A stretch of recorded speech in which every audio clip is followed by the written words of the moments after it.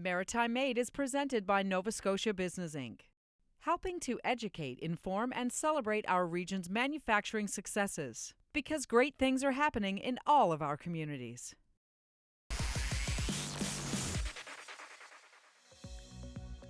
Most of the food grown in Nova Scotia is grown in the Annapolis Valley, and that's where you'll find the innovative Poultry Group, raising poultry to one of the highest standards of animal welfare in the world. At the breeder farm, hens lay fertilized eggs in a nest. The floor of the nest is tilted backwards, and the eggs roll back from the nest onto a conveyor that brings them out of the barn and onto the flex belt. These fertilized eggs are collected from each barn 4 to 5 times a day. The eggs move along the belt to the processing line, roughly 600 feet to the sorting area. Here they move up the belt and roll down into the grater. The eggs get weighed and checked for uniformity. Most of the eggs are just under 70 grams. The grater is programmed to reject eggs that don't meet the specifications of the grade. If an egg is too small as it moves through the grater, an arm comes up and pushes the egg off the line. Next, the eggs are lined up and positioned with the pointed end down in preparation for incubation. The eggs are loaded into cups and then moved further down the line. The transfer head picks up each egg gently using suction and places the eggs onto a tray, 88 eggs per tray. Each tray is dated to keep track of the laying date. The full carts are stored until it's time to be shipped to the hatchery. When the eggs arrive at the hatchery, they're sanitized, then stored in the egg room. The eggs are stored for no more than 7 to 10 days at a temperature of 17.5 degrees Celsius. Each area of the hatchery is pressure and temperature controlled. When sealed doors are open to the incubation room, a fan system manages the pressure changes. The eggs are moved into one of the 12 incubators on setter carts.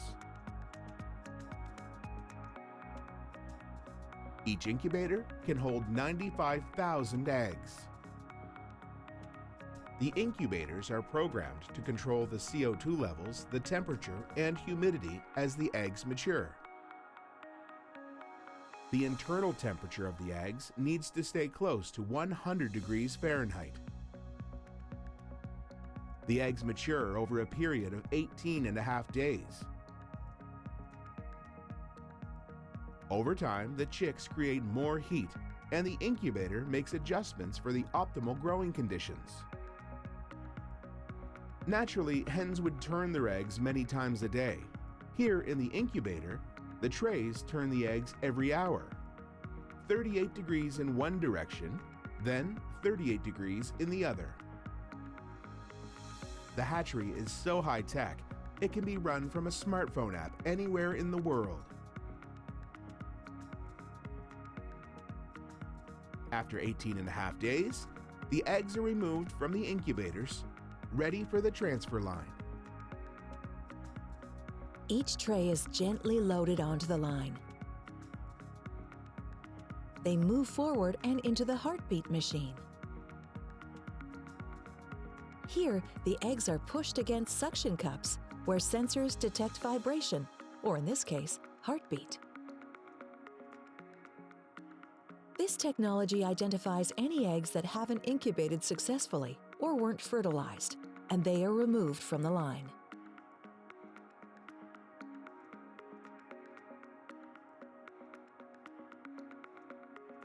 This machine will transfer 95,000 eggs today. The transfer head then takes the live embryos and moves them down the line to the packer. The eggs are placed on a series of rollers and then move along through gates and into organized rows. The eggs have to be positioned with the pointy side down in order for the chick to successfully hatch. There's an air cell at the wider end of the egg that the chick needs access to. When it's time for hatching, the chick will pip through to that air pocket before pipping out of the shell. The eggs load into cups and are gently placed into the hatch trays. Next, they move on to the vaccinator. Here, the eggs are lifted up in place by 6 holders to center it perfectly. A small opening is punched through the shell, and a needle injects a small amount of vaccine. The vaccine is injected into the amniotic fluid, not the chick.